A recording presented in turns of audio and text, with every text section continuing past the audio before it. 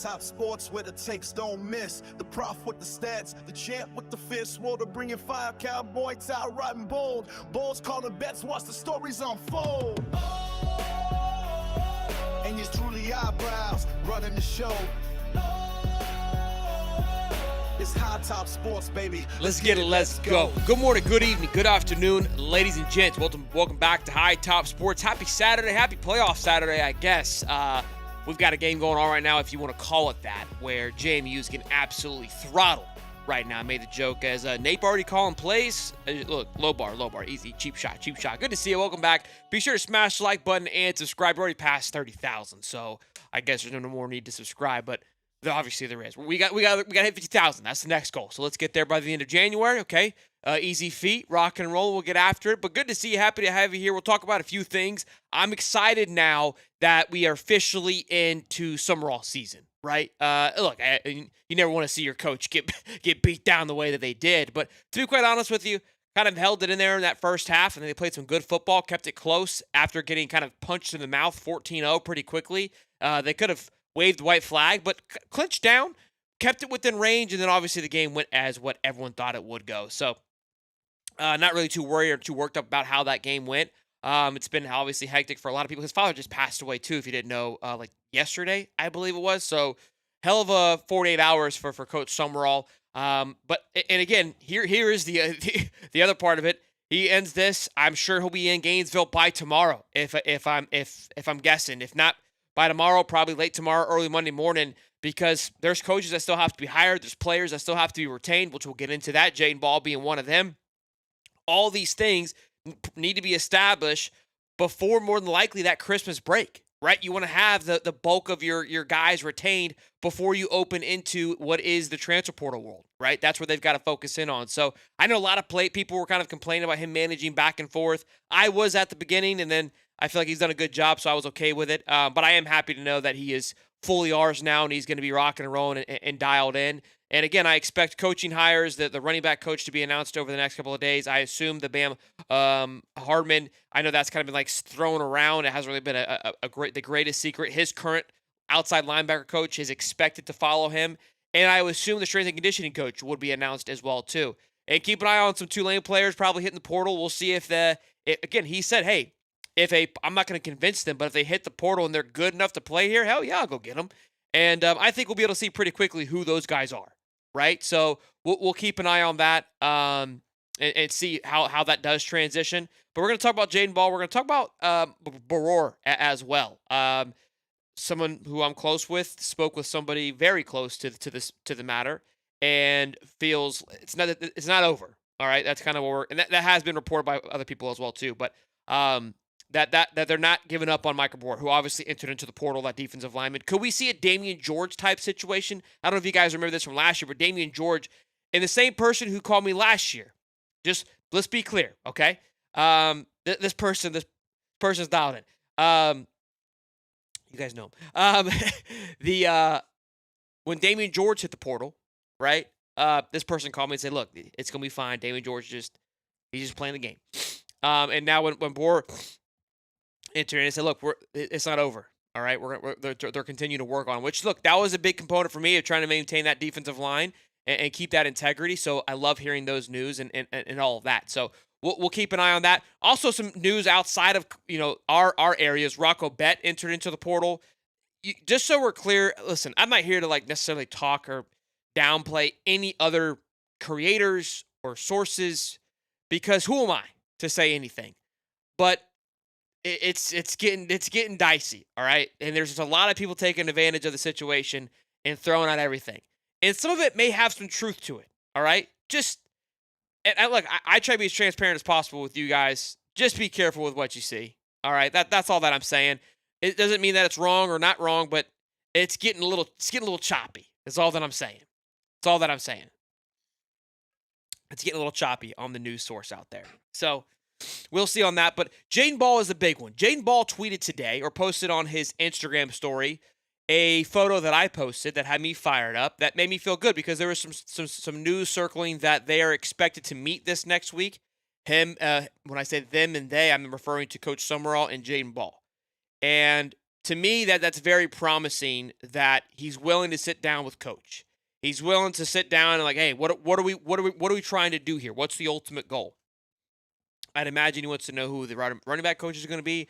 I'd imagine he's like, hey, can we get to the number I want to get to? I'm sure there's all those things that they're trying to figure out, right? So I love the fact that there is that happening. And then today we get the post, and I'll pull up the picture now so you guys can see it. He posted this on a story, and we're always trying to read the tea leaves, right? I mean, he's posted something the other day, and people were trying to figure out what it meant because it was a photo of him wearing Gator gear, but it also had certain music playing, so we were trying to determine what the music meant. Posted this with the Tom Petty I Won't Back Down as the music, and then it says business trip coach. Let's go. And so, again, do with that with what you will, but I would think that would be reassuring, right? I don't think this is a Lane Kiffin type of message. Called him coach, right? Now, obviously, you could say, well, Sean obviously is his coach. He didn't have to refer to him as his coach, right? Or just coach in general. He didn't have to post it. So this made us feel really good. We've talked a lot about here of whether or not, on the retainment of Ball, and we've been very, we want to keep Ball, but at the same sense, it's like, look, it's got to be reasonable and make it work and find a way. Now, they've obviously have moved some guys into the portal. Maybe they're finding some funds, baby. Finding some funds to figure this thing out. And I'm loving it. I'm loving it. If they were to make it work out, like I told you, I'd be ecstatic. And would love for him to come back and complete his collegiate career at Florida. That's a big thing that we just don't see him too often anymore. So I would love that. But Rocco Bett, what I was referring to earlier, entered into the portal. A name to keep an eye on, just simply because we know that there's obviously every quarterback, in my opinion, that hits the portal that has some experience, you have to kind of circle. That may not be in that upper echelon, that top one tier. I would say tier 2 and tier 3 of quarterbacks. I think Florida's going to be in the mix, okay? So I would put Rocco Bett into that second tier, which I think he's a reasonable reach. Has thrown for almost over 3,000 yards his entire time here in college. Now, obviously, left Iowa State with Matt Campbell. Matt Campbell went to Penn State, so that's a name to keep an eye on. But Penn State, man, we could have an entire show about them, and maybe we'll talk about it on our Monday morning show, because you have 0 recruits coming in. Who I don't know how many portal guys they've got right now, but probably up to 10. They're lost their entire coaching staff, which is not that crazy. Obviously, we have as well too, but are behind the 8 ball tremendously. Not to mention Michigan is in a very similar boat. They don't even have a coach at the moment, so who knows how they're going to retain their current roster from not going into the portal. So many moving pieces right now that we have to keep an eye on and navigate and watch. But the Penn State one is going to be an interesting one to watch nonetheless, just because of how many players are there. And I mean, how do they bounce back? But again, that's why Rocco Bett to Penn State doesn't really intimidate me, right? If Florida and Penn State, if it comes down for Rocco Bett, I would love Rocco Bett. I think he's a phenomenal quarterback, ton of experience. Obviously, put in a lot of great wide receivers from Iowa State that are playing in the league now that had big years with Rocco Bett. Not the year they expected to have this year, but somebody that could definitely transition and help you, tie in your seasons together if need be. Now, for Tramel Jones, Keith Napier wrote a phenomenal article about this from On3. Spoke about just the optimism from Tramel and staying at Florida, saying, hey, per sources, he has not been put off or scared at Philo potentially joining. It's like the worst kept secret in college football right now. And that he's all about the competition, because Faulkner and the coaching staff have basically kind of reemphasized, look, they've given him assurance, we're going to give you a fair shot at winning the job.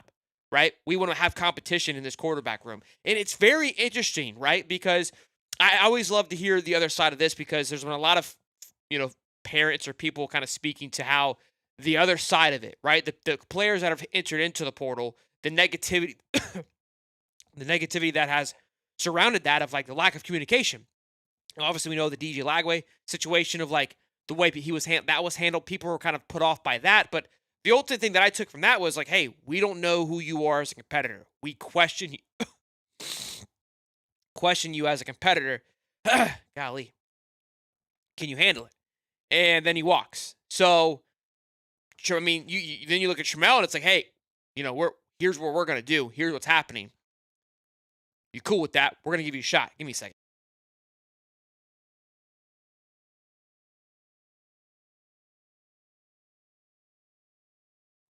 So I love that. Apparently he wants to be the guy. He wants to rock in. and he wants to be the guy at UF, but understands, what it has to become. Philo and Jones can turn out to be a cinema of competition. It really can. I mean, I think that for me, Philo, you've seen the clips, you understand what he's been in, and there's a lot of people that are around that area and that camp that are very excited about what Philo can become.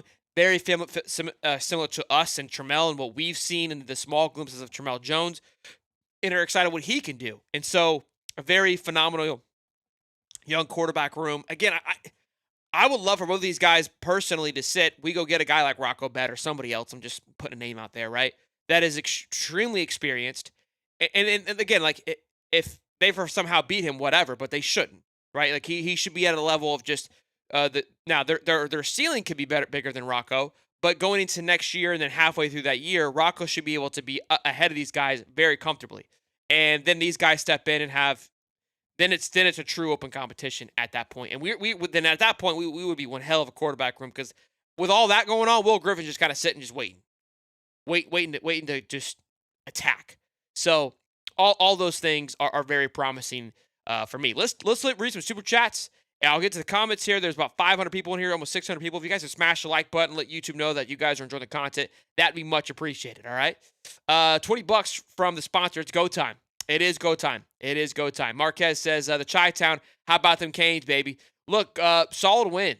Solid win from them. No doubt. This Chi-Town. Oh, that is. Oh, what's up, man? Congrats, brother, on the big win.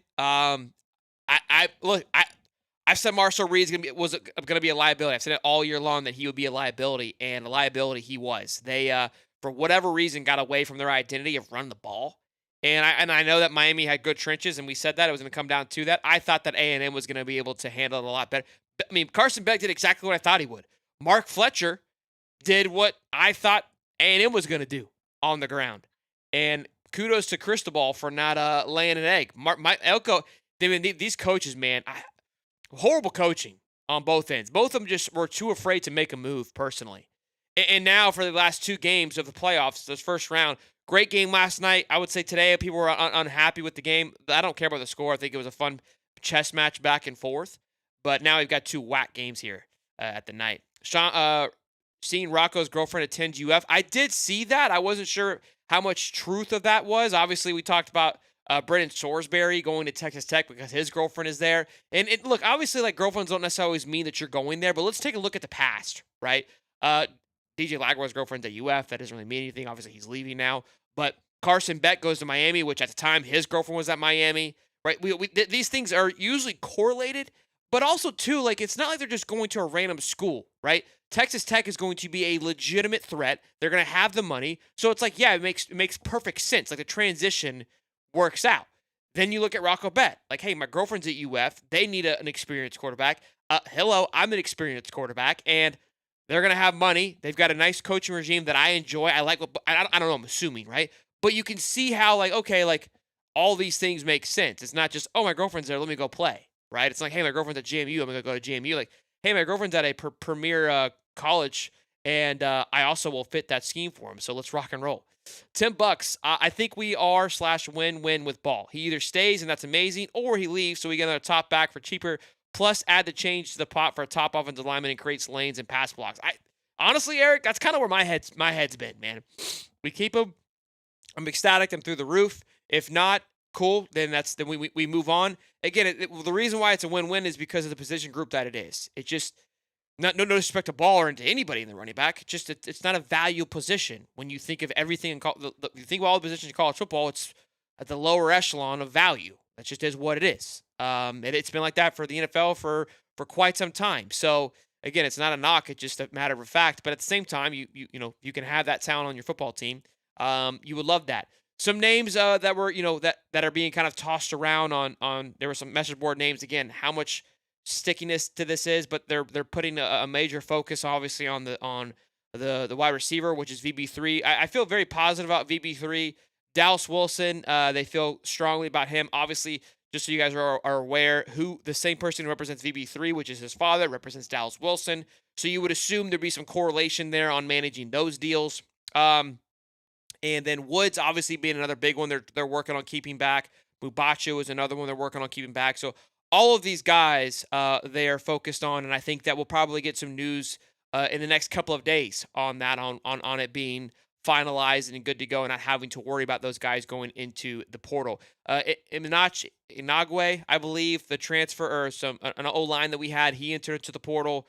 Now, again, more of a depth piece than anything, if even that. I don't really feel like he saw too much of the football field at all. I mean, he was something like third or fourth on the depth chart, so not losing any sleep on that one at all. But nonetheless, just kind of want to update you guys on the recent players that were in the portal, and he was one of them. So again, this week's going to be, I think, a big week in the regards to, I think, finalizing the staff when it comes down to the running back room, strength and conditioning, your outside linebackers. Are we missing a room? Quarterback coach we haven't got yet, so I'd assume that would be finalized. And I wanted to speak about Caldwell too a little bit, because I think some people have really panicked about Caldwell. We haven't really talked about it as much. The GM, the new GM of the Florida Gators, who once was the GM of the Jags, that had a pretty egregious stand while he was there for about 10 years, I believe just was not the greatest of stand. And then for the last 5 years has been in the behind-the-scenes work for the Eagles, who obviously had done a lot of great things. And everyone just likes to kind of focus on the negative things. And I think what we've got to remember is that I'm not saying that he can't fail, but in a way, personally, I kind of enjoy that he's already failed. I enjoy the fact that he's already had a 10-year blunder of getting kicked in the mouth. It's very similar to Lane Kiffin, right? We all love Lane Kiffin, but I mean, his first couple of years as a head coach wasn't the greatest track record. Sometimes you got to fall, you got to fail a couple times so you can eventually figure it out and fall forward. So again, the reason I bring that up is because I've seen a lot of people kind of get frustrated with Caldwell because of how things have gone thus far, which is very early to panic right now, personally. But to pull up his past, it's just, for me, again,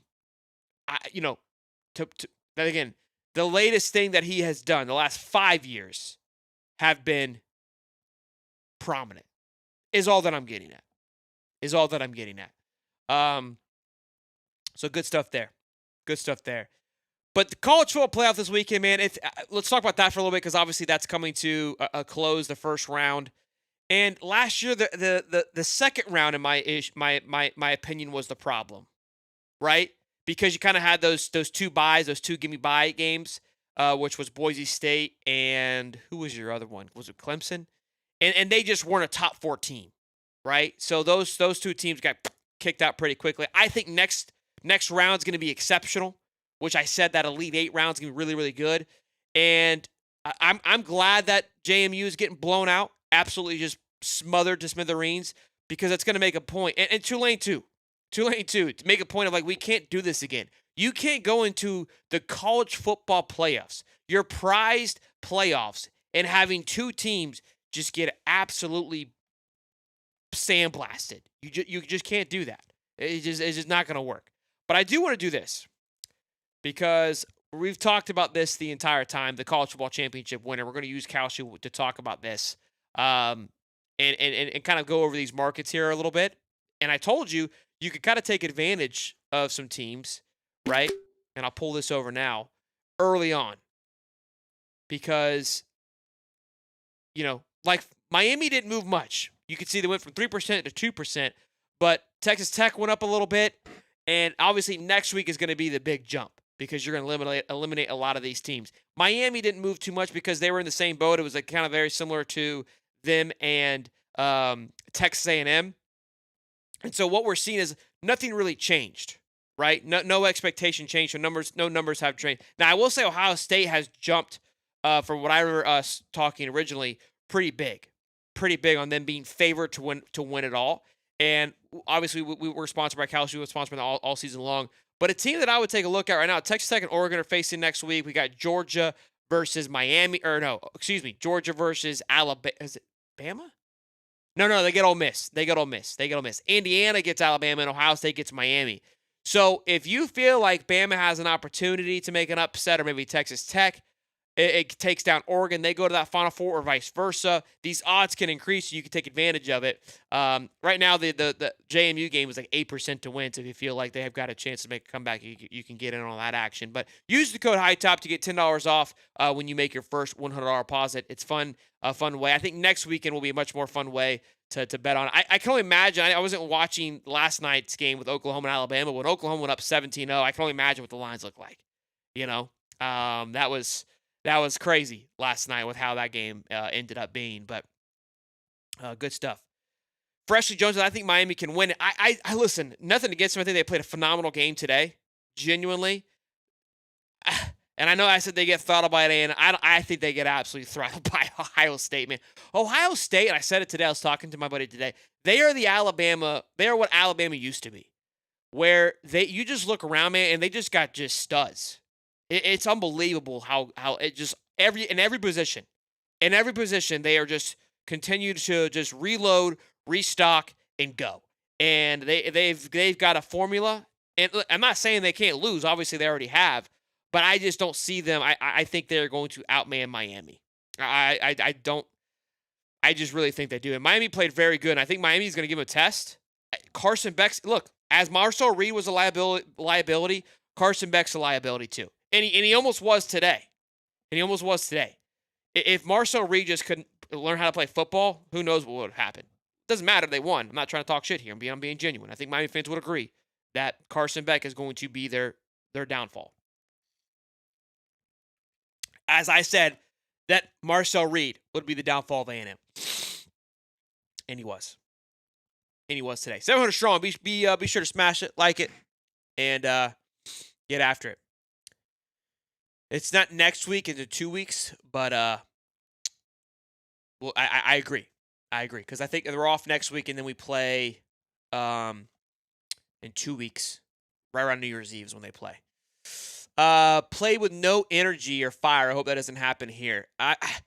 Look, I mean, it's tough, man, walking into that game, honestly. But for me, the judgment for me on a Coach Summerall was that North Texas game. Kane's defense will crush OSU. Look, I will say Indiana's defense really put Julian Sand into a blender, and that will be something to keep an eye on. And I could be wrong once again. I just don't see them getting past them. Yeah, Ohio State's is got a great D.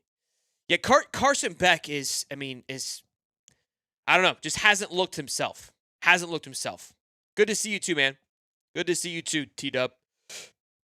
Good to see you too. What else we got to go over? Yeah, I didn't feel like it was, again, trying to argue about energy or not. Again, I felt like it was a great first half of football, all things considered. This Ohio State team, man, or Ole Miss team is very explosive offensively. Like they've been like that all season long. And it's just, you've got a talent composition gap that is just astronomical. These guys are just, it's a power 4 versus a G5, it's no different than JMU getting absolutely just throttled right now. This is the gap. This is what it should look like. If it looked any different, I would have concerns. It should be that much of a gap. You have arguably a team at Ole Miss who was, a game away from playing in the SEC championship, who could have been a top 4 team playing against the 20. And I think it's a lofty 20 ranked team, right? It's a very friendly, like, here's your ranked 20th, not a true 20th ranked team in the country. They should get walloped. You know what I mean? You should. And you have Oregon, who was lost once to your undefeated Big Ten championship team, playing here you go, top 25 team that really wasn't, in my opinion, a top 25 team. You should get walloped. You should. These two teams we're talking about today right now, Ole Miss and Oregon, are going to give legitimate threats to play in the Final Four. Like, actually. Ole Miss versus Georgia. We've already seen this matchup happen. It was, a 3-point game? Right? So if they take down Georgia, they are now in the Final Four. And you have Oregon that has to go up against Texas Tech, who I feel is one of the best teams in college football. But, again, here's the thing for Oregon and Ole Miss, right, that I love. You get a freebie, but you kind of get a nice little warm-up game. You get the playoff jitters out of your way. It's a playoff game, and you almost kind of maybe could get a sense of confidence, right? That, hey, we can do this. I could be wrong, but getting your feet wet, going through that motion, not getting out of the rhythm, I think it's beneficial. And what's crazy to think, these games, in my opinion, don't count. Obviously, they have home games, both of these two. The other two, and that would have been great, man. If we would have had two more games today that were legitimate college football playoff games where there were the home field advantage actually mattered, right? And could we have had a sweep of the underdog winning? Like, these weren't true underdogs, right? Let's take out Tulane and let's put in Notre Dame. Notre Dame goes to Ole Miss. I think Notre Dame could have taken down Ole Miss. So now you could have had 3 of the traveling teams win, and then who would have had the last spot? It would have been BYU, right? Or would it have been Vandy?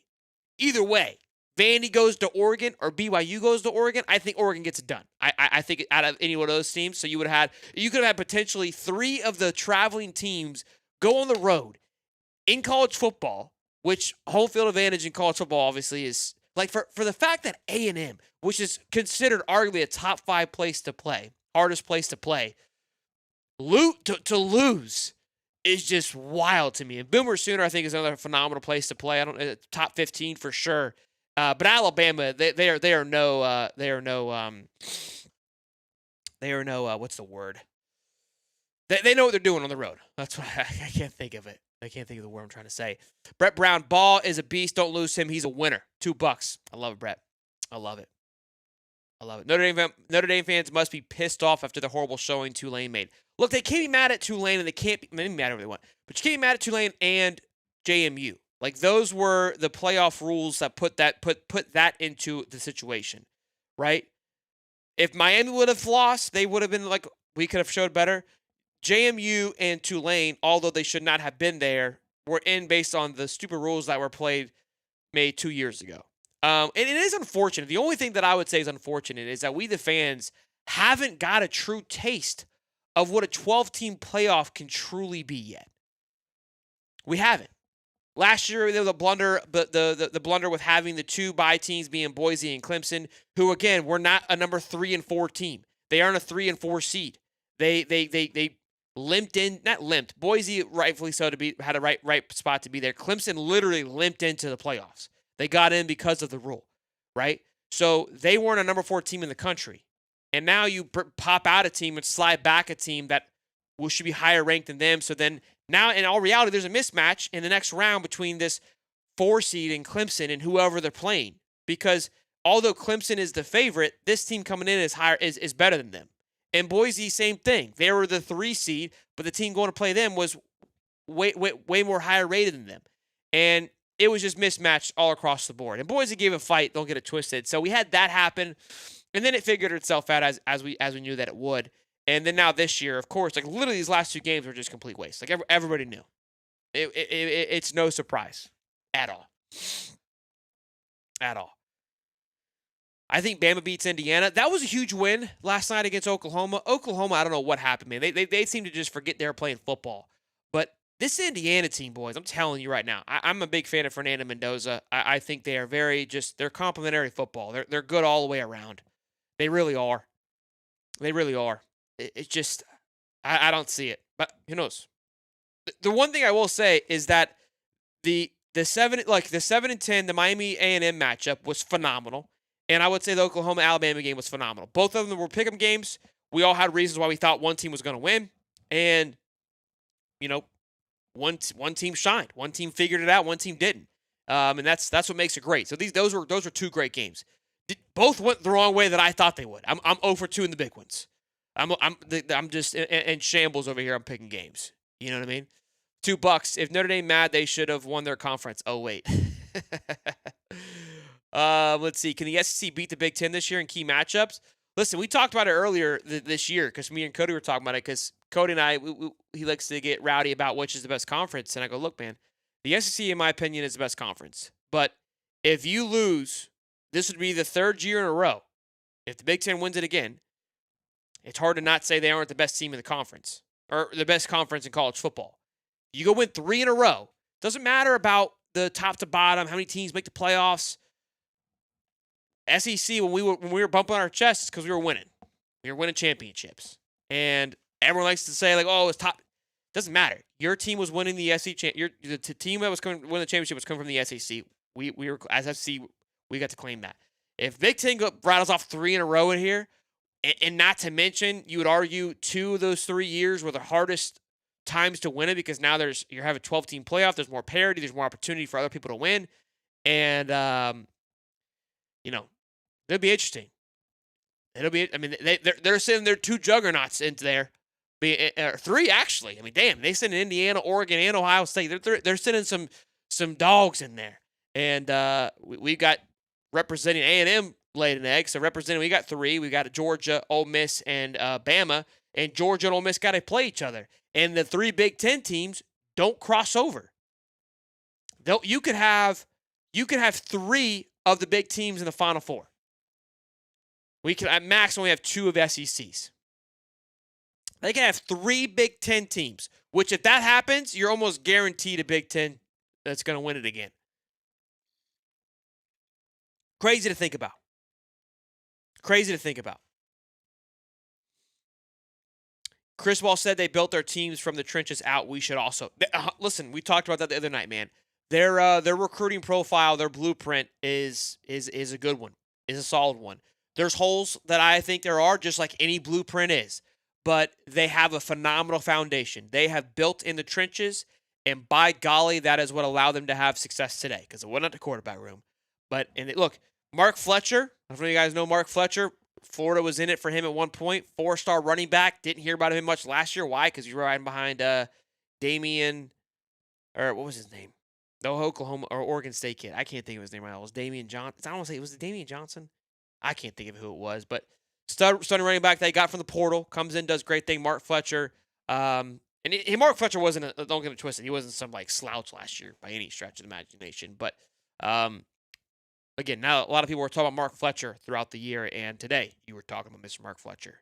So, there's our guy Jason. How you holding up, big fella? I think Miami might be OSU too. Interesting. How you holding up, big fella? Over that's our Oklahoma guy there.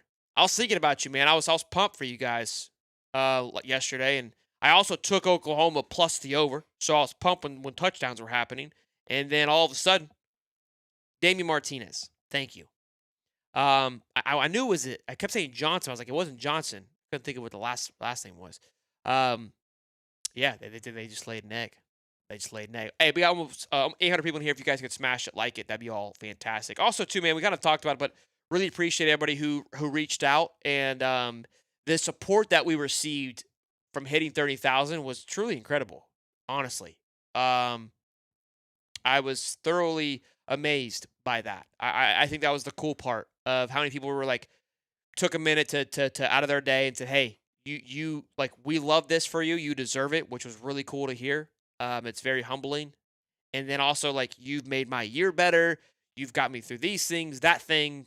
Like, taking the time, I always appreciate it. Even when you say hi to me out, like, if people say hi in public, I try to show, gratitude, that because you're taking time out of your day to say hey to my dumbass, that means the world to me too. So all of that means genuinely a lot, because it's incredible. I have to always pinch myself of what we built here, but it really means a lot. So thank you so much. I appreciate it. See, look at Scott. You deserve it. Look at getting all sensitive here. I appreciate it. Am I the only one who watched that game? Miami was dominated, and Reed gave the game away. Yeah, again, I didn't think Miami was. I thought Miami was good in the trenches, as they have been. Miami was what I thought they would be today. To be honest with you, A&M was not what I thought they would be. A&M got absolutely. Marshall Reed was just complete doo-doo. I mean, now I will say that they were throwing schematically on defense when they were showing other plays. Like, Reed didn't have many places to go. They had the crossing route a lot, and I do believe that Ruben Bay and the boys were getting there, causing him not to hit that slant route.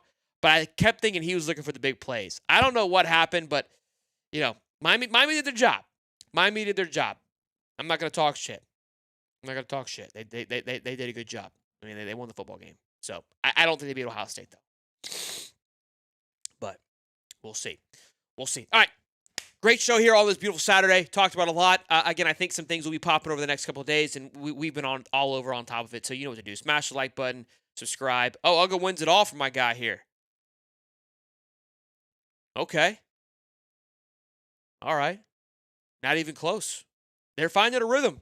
They're finding a rhythm. We'll see. We'll see.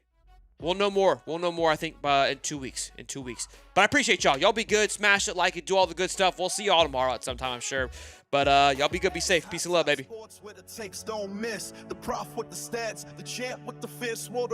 wow. Look at this. $50. Happy holidays and great job growing the channel. You are good at what you do. Appreciate it, Coach Kev Stokes. Good to see you, man. Welcome back. I really appreciate the super chat and the support, man. And shout out to Marcus, man, for hitting the. I assume this is Papa Stokes. I don't know too many Coach Kev Stokes out there, but shout out to Marcus, man. Really excited to see where he ends up, and I hope he crushes it wherever he goes, man. The kid's been killing it. So kudos to you and your family, man. Merry Christmas to you guys. We'll see y'all.